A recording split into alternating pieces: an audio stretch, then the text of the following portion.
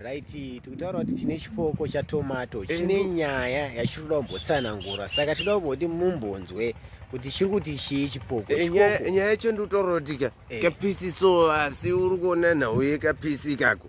ndikutaura kuti chinobhoyi ukuona zvakaitika papa nemuroora naamwene muroora naamwene uyu kauyu uri kuona ndikutaura kuti uri kuona muroora naamwene uyu zvawakaita manje muroora aigara kupi kuharara nditi uri kuona nhauyo hararei uyu ambuya wachigarira zvakaita kumusha kaya kwatiri kunoku chinobhoya nditi uri kuona yange yasvika nguva yekubika sadza senguva inoyi tobva kuti muroora enda paipai pakaungana huni pamaona panze paipeka mutore huni papi mutore huni ipapi muroora yakabva mhanya kutora huni papi ipapa nditi muri kuona dj kadiki ipapo ndobva asvikabva arumwa nomhani ipo pai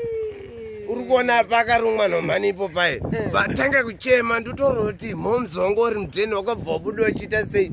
wachimhanya kuti muroora ungarumwa pemwe inyoka pamwe apangarumwa nomhani handiti uri kuona nyaya yacho ndobva wasvika kowa muroora mukucheme zvikanzi ini pane chinhu chandiruma sa handina kunyatsoidhentify kuti ichi chinhu chacho chii chandiruma handiti uri kunzwa amwene nemhere yese pawakangonzwa nyaya iyoyo vanhu vemuraini wakauya dj kadiki uri kunzwa here nditaura kuti vanhu wauya bva wabvunza kuti ko muri kuchemei zvikanzi muri kuona vanhu mi kudai kuchema kudai muroora ungarumire nemhuka ndisati ndambonzwa muupenyu hwangu hwese inonzi identify